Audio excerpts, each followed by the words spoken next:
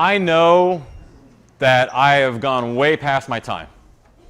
First of all, I apologize. Secondly, I thank you for being patient, but I really want to go through all this stuff with you. I've been planning to do this for a long time, and I've been excited about coming, and I hope you'll bear with me while I go through one more that I think is going to be very eye-opening to a lot of you as bowlers. And as I said earlier, when we set out to write the book, we thought we were going to teach people. We learn more ourselves. And I am so thankful that I went through that painstaking process of writing a book. If you've never written a book before, it'll test your emotions and your patience, especially with a co-author. But we're best of friends. We're good. We just had we had a lot of disagreements throughout the process. But this was a way for me to become a better coach. And the great thing about coaching is you never stop learning. I've had my gold now for 14 years.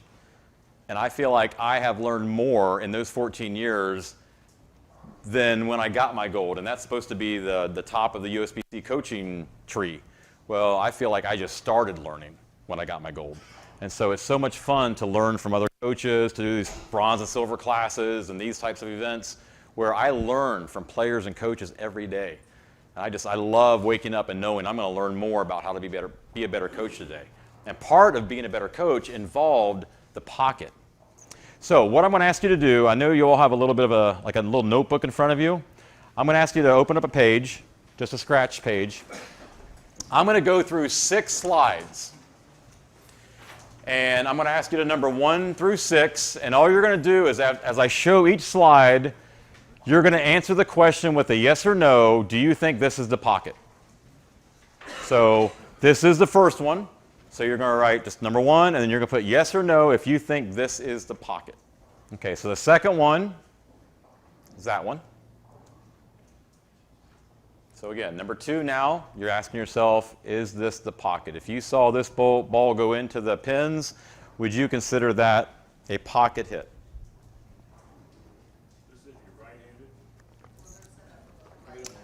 Righty in the left lane and lefty here. We have both perspectives. The third one, so now this is number 3. Yes or no, is this the pocket? The fourth one, yes or no? The fifth one,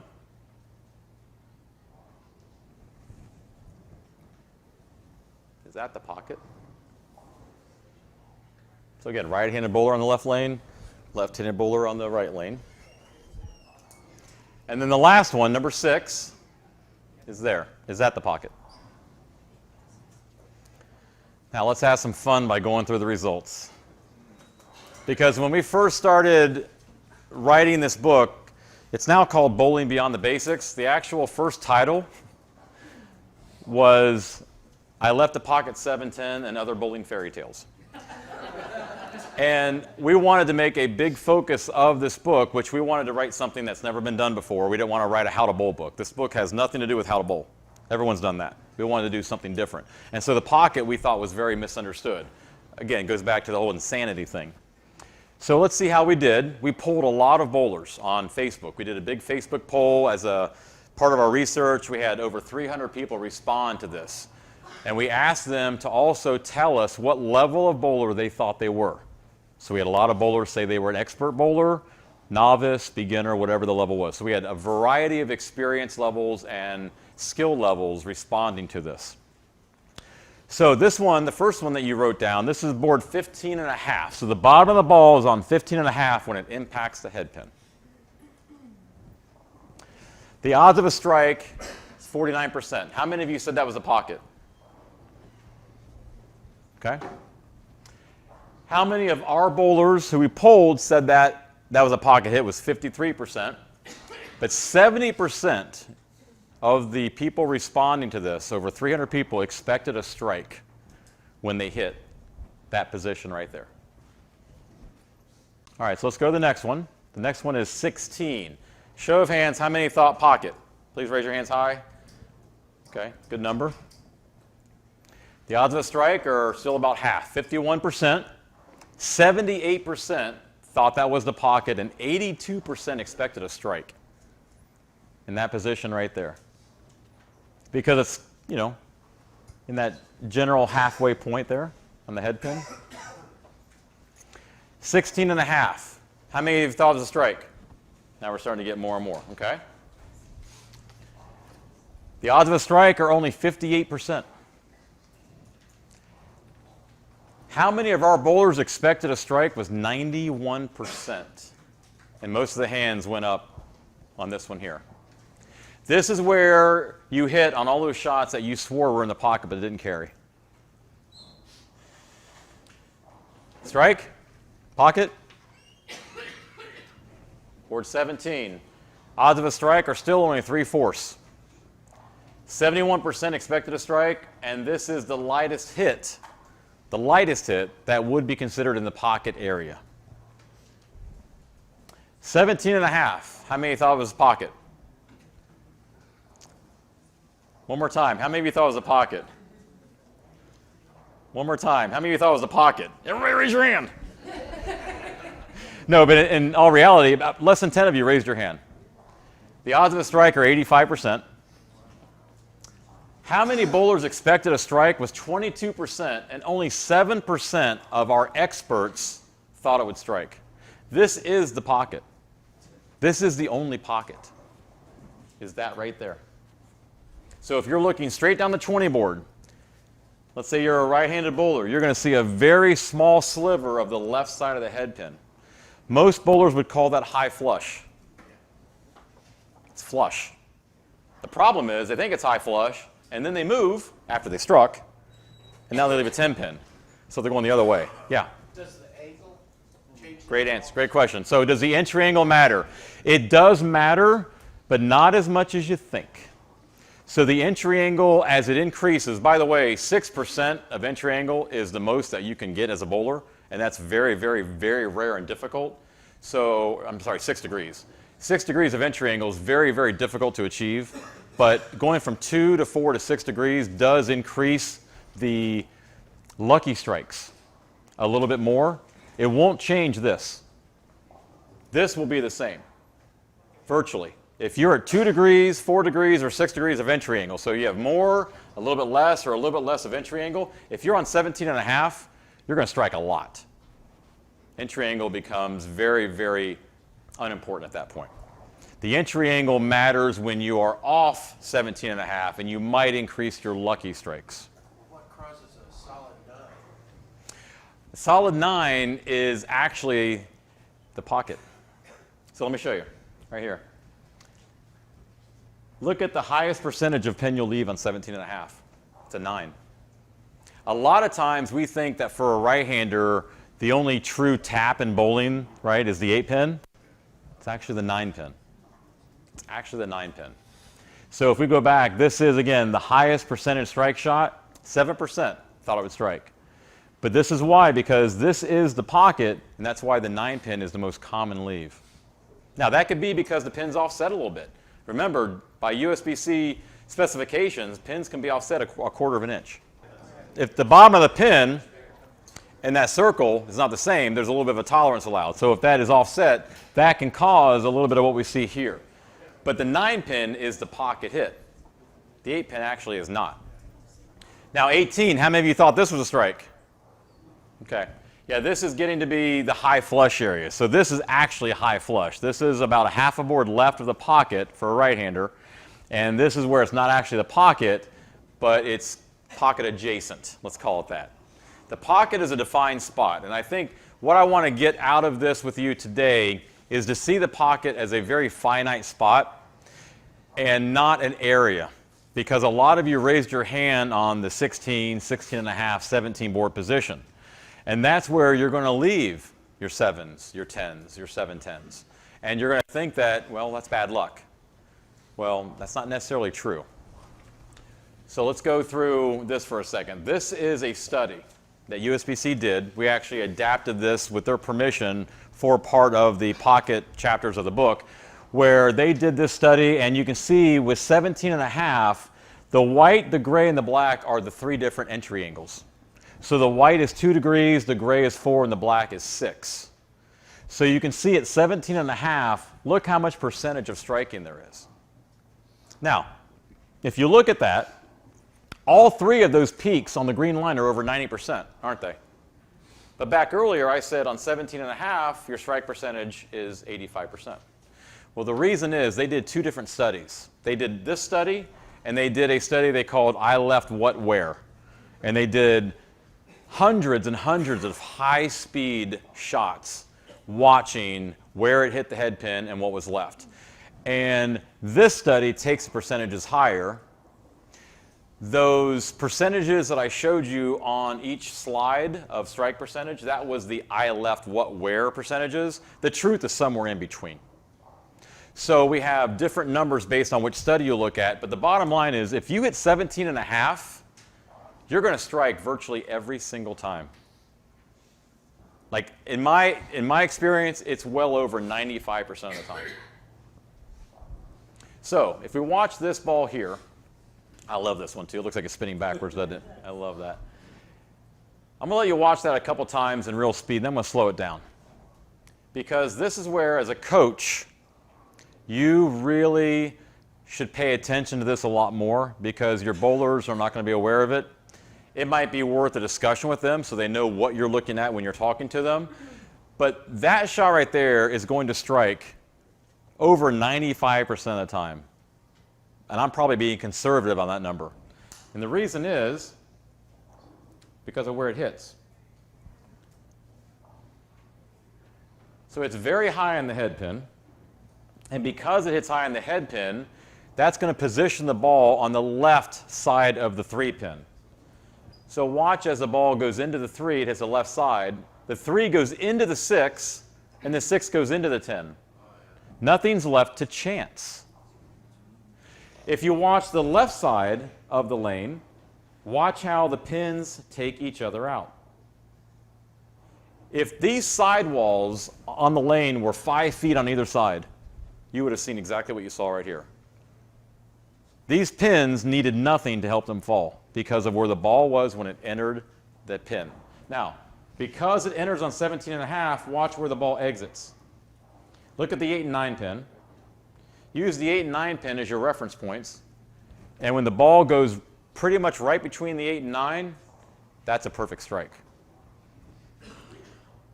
That's where it kind of looks like the 9 pin is just kind of barely hit like that. That's a perfect strike. That's, again, what we mistake as high flush. That's flush. That's going to strike a lot, I promise you, every single time virtually. So if we watch the next video, this is now a pro bowler throwing.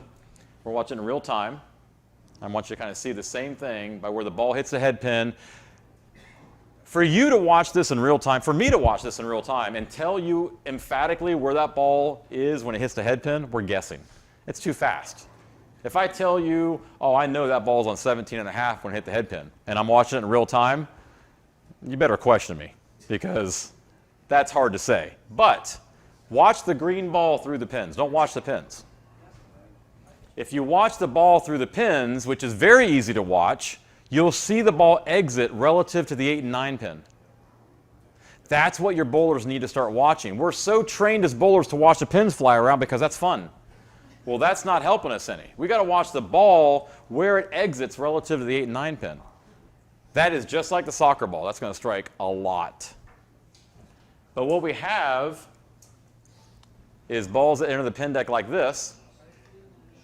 Now watch the ball. This is in slow motion, so it's easier. Watch the ball where it hits the head pin. You can see clearly that's to the right of 17.5. But that's in the area where many of you thought that was the pocket. But here's why it's not the pocket.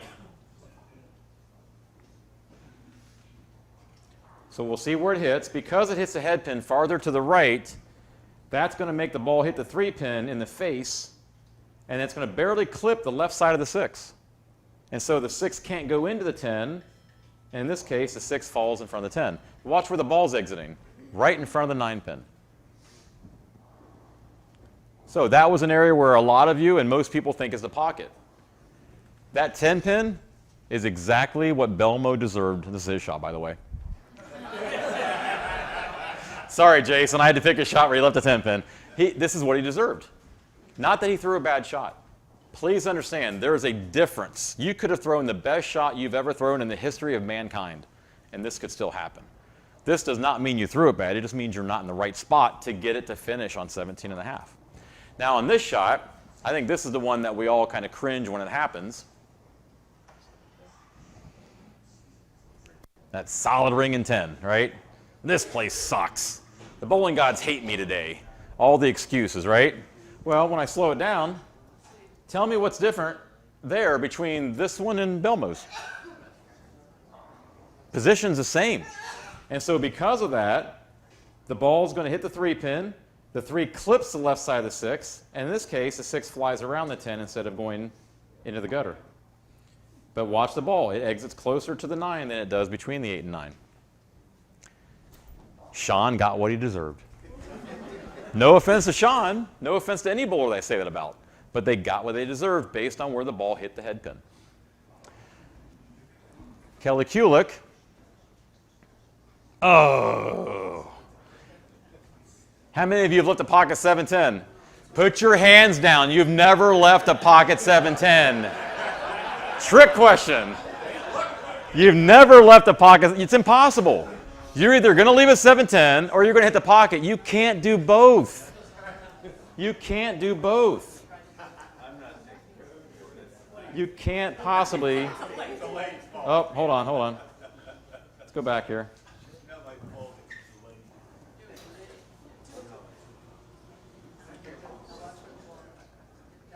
How's that any different than the other two?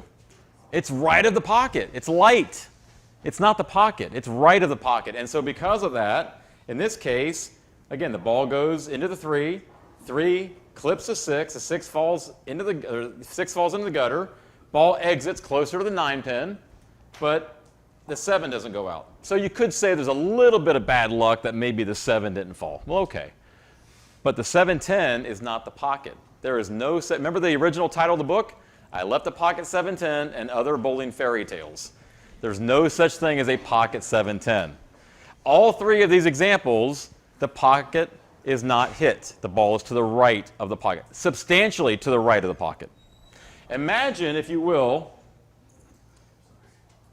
a line across the lane, right here. Your job as a coach and as a bowler is to get that ball to finish farther left or right at head pin impact. That's really what bowling comes down to. That's what all of this out here today comes down to. These kids out here bowling, all of it comes down to that. Cut out all the other crap. Your job comes down to where is the ball on a line across the lane at head pin impact. If you get it to 17 and a half, you're going to be around a long time that day. If you don't, you probably won't. And we need to understand what that pocket is, and that pocket is 17 and a half. So if we watch, this is going to be a series of probably 7 or 8 shots. I want you to watch every one of them. Watch the ball going through the pins and what's left, and you're going to start to see a very, very common trend. It's not as random as we might think it is. They all look like good shots, don't they? And maybe they were, physically, but they're not in the pocket. By the way, lucky strike. Yep, right there. You see the trend? The ball's hitting right of the pocket. The ball's exiting right of that spot between the 8 and 9 pin and the 10 pin standing. So now these same bowlers make the adjustment, and we see this.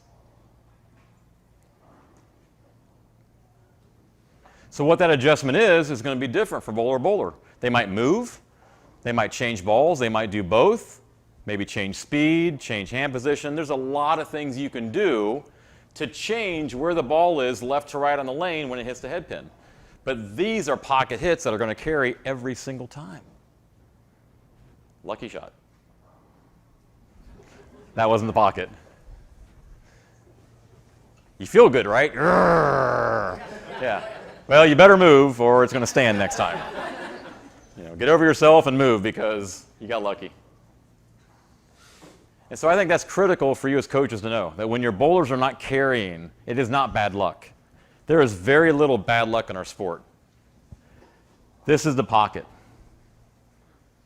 And understanding the difference between good luck and bad luck is critical.